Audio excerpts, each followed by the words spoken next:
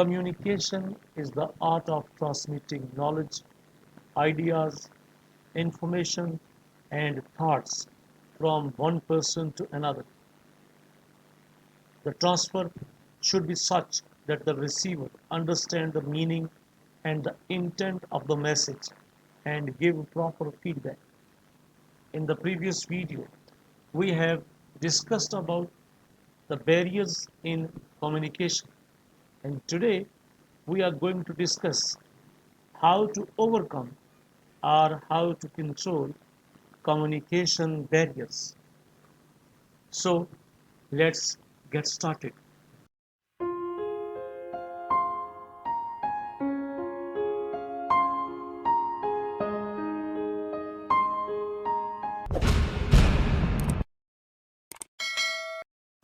Dear friends and colleagues, for effective and successful communication, you have to remember few important points.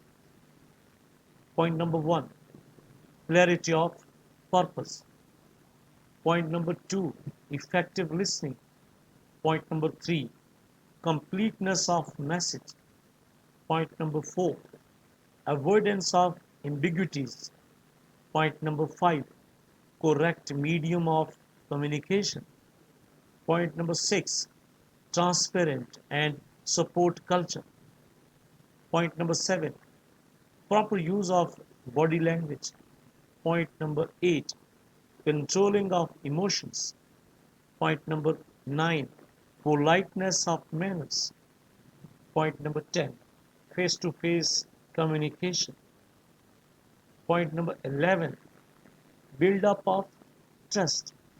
Point number 12, be more aware of your own thinking and reasoning. Point number 13, making your thinking and reasoning more visible to others.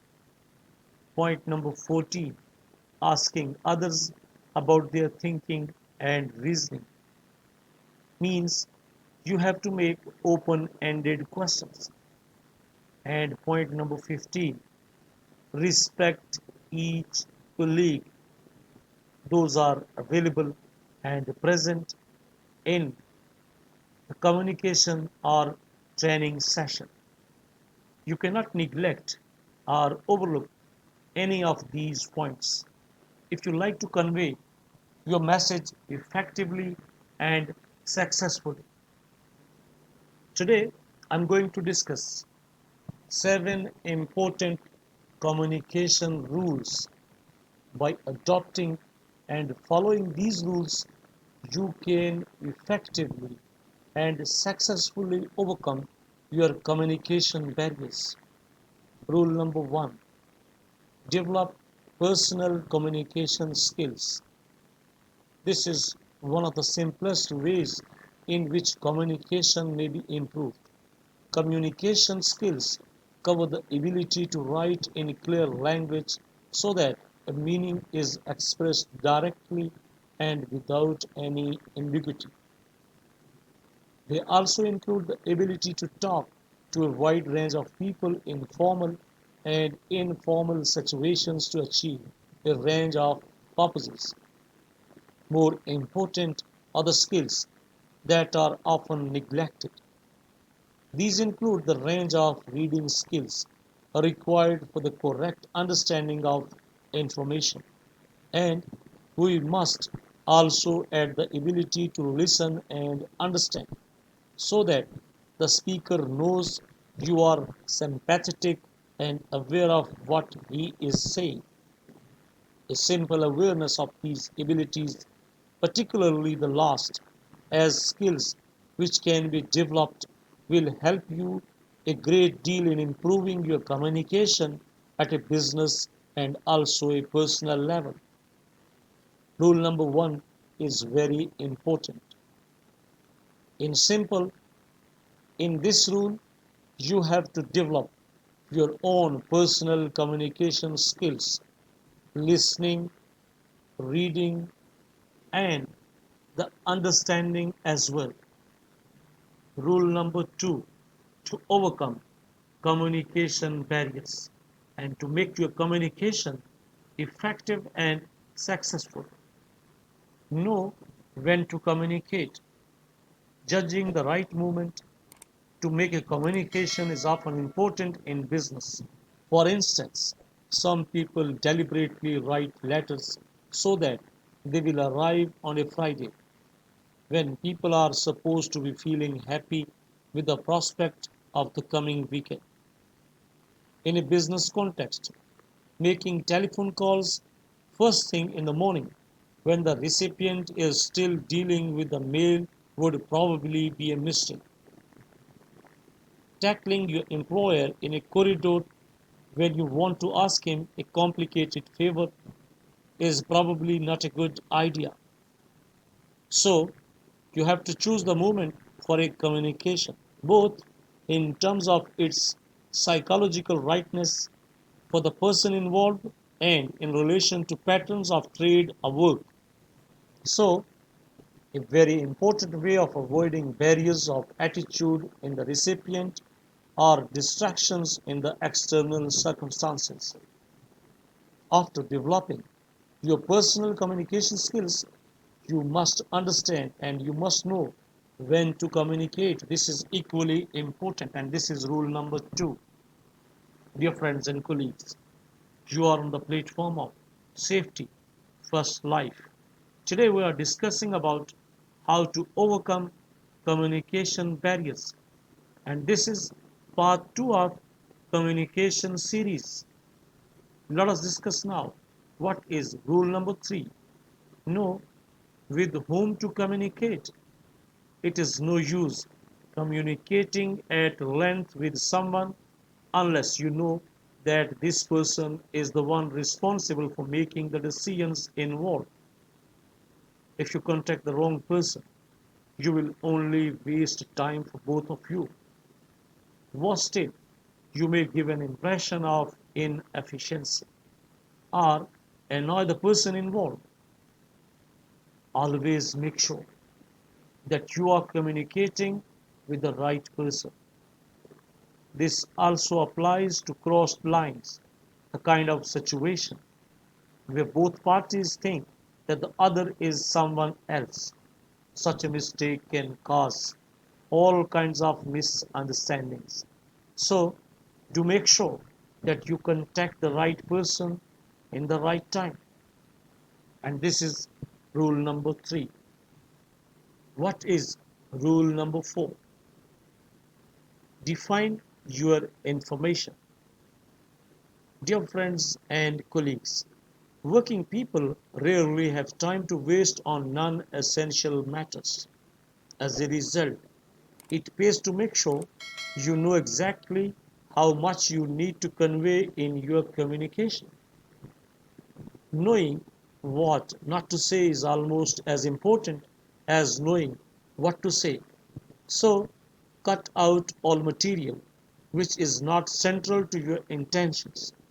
This is really another way of saying that you must define your purpose carefully, accurately, and exactly. What is rule number 5? If you like to overcome communication barriers and you like to convey your message effectively and successfully, for the purpose, you must understand how to define the intended response. Think carefully about what you want the recipient to do in the response of your communication. Are you trying to change an attitude or establish what happened?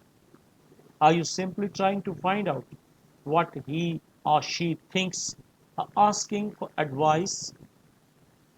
Defining exactly the response you are seeking can help a great deal, especially if you put yourself in the place of the recipient and ask whether you would respond in the way you want. If you were faced with the memo you plan to send, this is always a good exercise to perform before sending off a written communication or before adopting a particular approach in oral communication. To convey your message effectively, you should be careful about choosing the medium carefully. For some situations, a written communication is essential. For others, it would be too formal and restricting.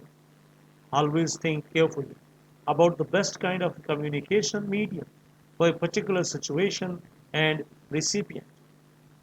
It may be simplest to make a phone call, but would a personal visit be more effective? A memo has the advantage of being permanent and on record, but is there any guarantee that the recipient will act on it? These are the kinds of questions you need to ask yourself when thinking about beginning the communication process. If you will choose the wrong medium, maybe it will be the only cause that recipient will not act upon as you are expecting. Rule number 7. Match your expression to the recipient. We left this until last because it is the single most important rule for effective communication. Distortion of message may occur at the stage of planning it, when insufficient care is taken over the vocabulary and background of the recipient by the sender. Similarly, consideration must be given to your relationship to the recipient. Are you of inferior or superior position? If the latter, will it appear haughty and aloof if you issue orders rather than making requests? Finally, the purpose of your message must be taken into account. How do you want the recipient to react? The intended response is important in the kind of expression you use, so that the reader is not put off by the way the request is worded. We have stressed the importance of knowing what response is wanted. You also have to consider the best way of achieving that response by using language appropriate to the purpose, as well as to the recipient's own background and attitudes. You may need to consider whether the language you are using is the recipient's first language and what background or previous experience he has. Will jargon be understood? Does the recipient want to hear what you have to say?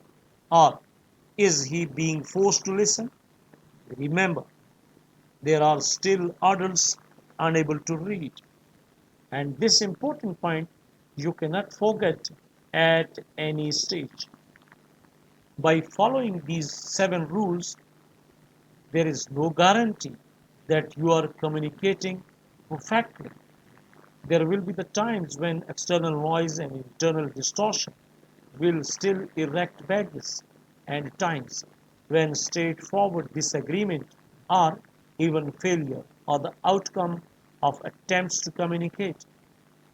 However, if you strive to follow these rules on all occasions, you will find that communicating becomes far more effective as you learn to consider the other person's point of view and assess the real purpose of what you are trying to achieve.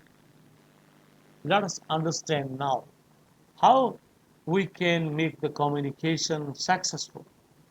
If what you have to say is going to be successful in the communication process, for example, achieve the desired results, it is necessary to plan ahead and think about these important questions. Who will I be communicating with? Who is he or she? What he or she like as a person? How much or how little does he need to help to understand and accept? Another important question: what do you want to say? Are you clear about it in your own mind? Is there any further detail you need to add or check on? How do you put it across? Is your approach right? Are you using the right words in these circumstances? How do you ensure that your message has got home? What feedback do you want? What questions can you ask him? All these questions and points must be in your mind during the communication process if you like to make your communication effective and successful. A willingness to answer these questions before you approach other people will avoid the pitfalls outlined earlier. Moreover, you might reconsider the use of oral communication to pass on an instruction when the message might have to pass to someone else on another shift. Some further guiding principles in improving communications might be: number one, make the communication as clear as possible. Decide on the real objective of the message and how it can be most effectively expressed. Use the language and style most in accord with the background and knowledge of the listener, reader, or recipient. Number two, choose the most appropriate medium for the message.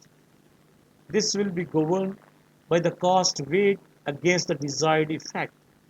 The alternatives may be categorized as face to face, suitable for training sessions, interviews, meetings, and conversations; written, suitable for individual letters or memoranda, work pamphlets and publications, handbooks, manuals, journal circulars, notice board bulletins, newsletters, suggestion schemes, press releases, and advertisements; and visual, such as posters, photographs, diagrams, films, videos, DVDs, charts, pictures, and television; and audio, such as telephone, loudspeakers, and radio. If you are interested to make your communication effective and successful, then you have to memorize all these points. And I guess this is the most important point, that is, to choose the most appropriate medium for the message. If there is a requirement of face to face and you are using the written method, if there is a requirement of visual and you are using the audio, it means your message is not clear because you are not choosing appropriate medium to deliver your message. What will be the result? Unclear message just because of inappropriate medium. Furthermore, you have to aim at consistency. Messages should be consistent with one another as the communication process is continuous, and one communication helps to condition those that follow it. Be selective in content. If a message is overloaded with detail, its objective may not be clear. You have to plan the timing. Except in emergencies, a message should follow normal organizational lines of communication. Persons of similar status should receive messages as nearly as possible at the same time. You can take the benefit or advantage by using the feedback that comes through his expression, stance, gestures, and answers to the questions. You will improve your ability to communicate orally. If you are really interested to overcome your communication barriers, then remember these points. Point number one, don't assume everything. Point number two, don't assume everybody here and understood the first time what you are communicating. Point number three, distrust of communicator. Point number four, restrictive communication. Point number five, poor listening. Point number six, poor retention. Point number seven, semantic problems. Point number eight, wrong assumptions. And point number nine, don't jump to conclusions at once without proper listening, understanding, and analyzing. I'll end the training session with the golden words of Mother Teresa. Kind words can be short and easy to speak, but their echoes are truly endless. This was part 2 of communication series.